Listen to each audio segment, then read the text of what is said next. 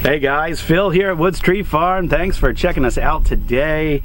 I am working on something that has been talked about in several of my videos over the last several months. And we got this shed about, what, July last year? I forget exactly, but it was midway through last year. And ever since we got the shed, I've been talking about getting electric hooked up into the property. We don't have any electric service anywhere here on the property.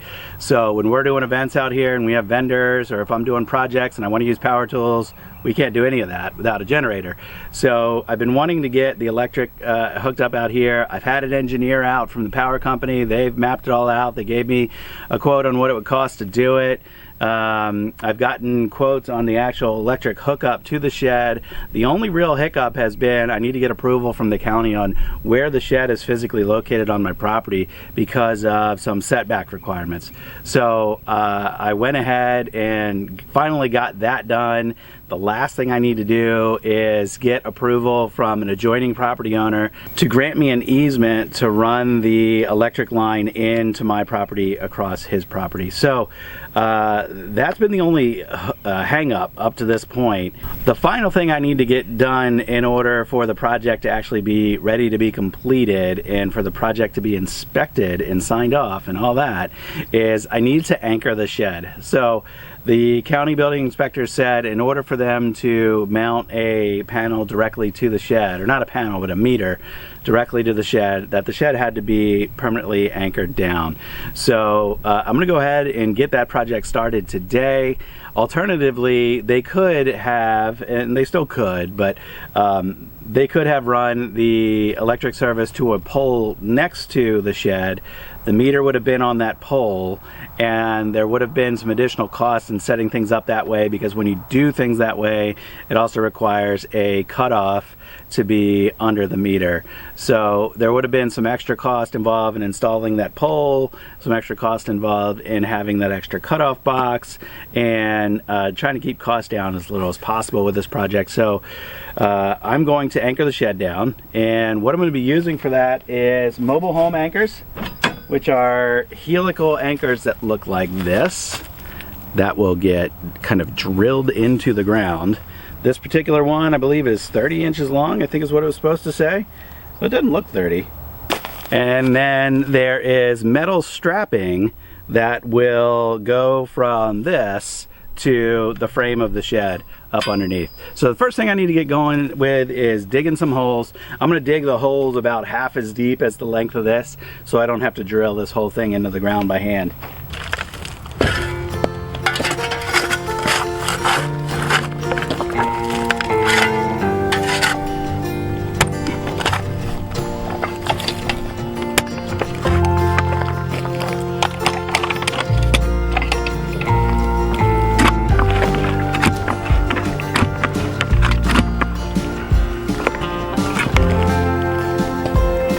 Alright, so I dug a hole. It's about half the height of this. So now I've got to try to get this down in the ground.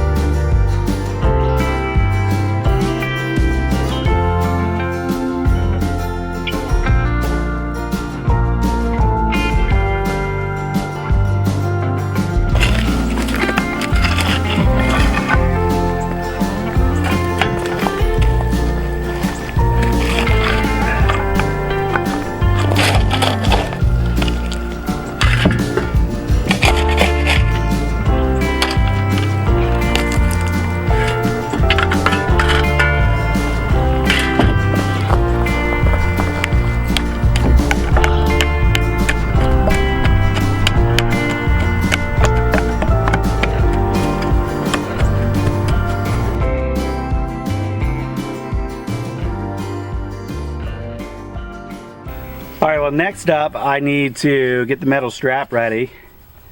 And I bought the strap in a big roll like this. I think it's 35 feet.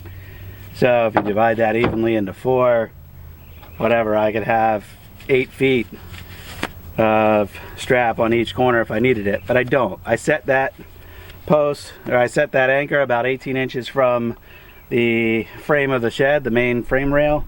So I'm gonna cut about 3 feet. I shouldn't need any more than that. And I'll show you what we do in a second. We'll wind it up, and then any excess that I have, I can just cut off.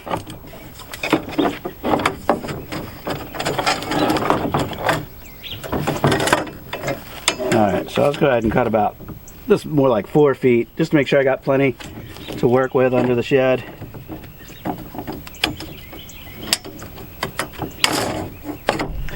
I don't know how well I'll be able to film under the shed. There's only about that much room between the shed and the ground, and I'm not going to jack it up to do this. So basically this is going to go from the anchor, it's going to go up and over the main frame rail. Then I'm going to use these structural lag screws to fix this metal strap to the frame rail. So once this is in place with 2 of these screws, this will go back to the anchor, and then the strap gets fixed to the anchor with these slotted bolts. So the strap's going to go through that bolt, and then as we tighten up on the bolt, it's going to coil up this strap and take the slack out. I've never done this before, but I've seen a couple other videos, particularly this is the same way that they do mobile home anchors. So the only thing that I noticed with the mobile home anchors, they're very particular about setting the anchors at a certain angle and a certain distance from the frame rail. And I think for a mobile home that's off the ground more than my shed is, and for a mobile home that has more surface area on its side to catch the wind, there's a lot more force being applied to these anchors than I think this shed will ever see. So my little 3,000 pound shed that's kind of here on a hillside and protected by trees, I don't think it's ever going to see those kind of winds. I mean, unless a tornado comes right overhead or right nearby, in which case we probably have bigger problems.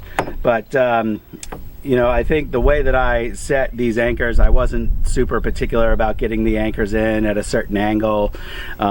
So somebody might comment about that. If you know the proper way to set these for a mobile home application, that's how you're supposed to do it. And I know that, but I don't think it's really going to matter in the case of this shed. So let's see what it's like to try to get this. This is actually considerably more rigid than I thought it was going to be. I thought it was going to be a lot more flexible. So I think getting this up and over the frame rail and screwed down is probably going to be a little tricky. I just decided I'm going to go ahead and pre-drill 2 holes in the end of this for my lag screws to go through, and that way I don't have to, while I'm laying on my side next to the shed, try to jam these in through the metal as I'm screwing them in. So it's going to take a second to do that.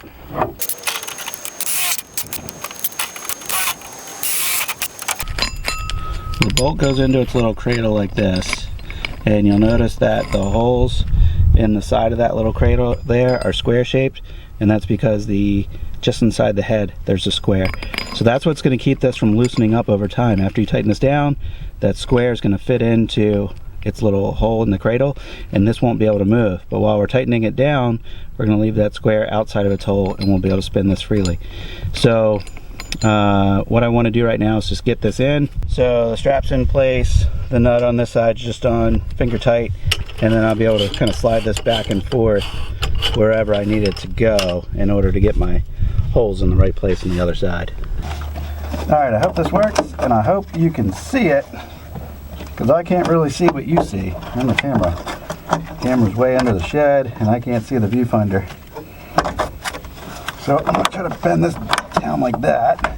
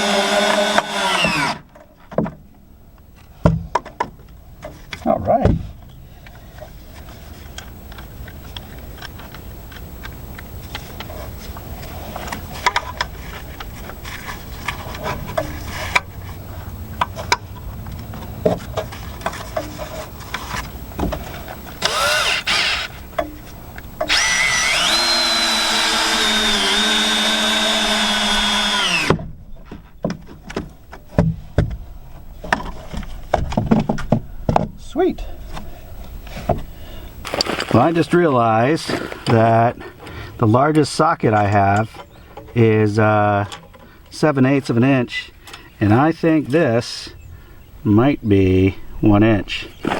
So in order to get this in, that means I'm going to have to try to use my adjustable wrench, and on every turn I'm going to have to try to tuck it. I have to try to tuck that slotted bolt into its little square hole.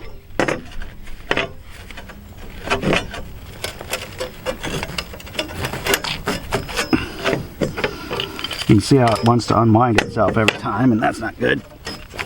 I'm not going to get very far with it like that.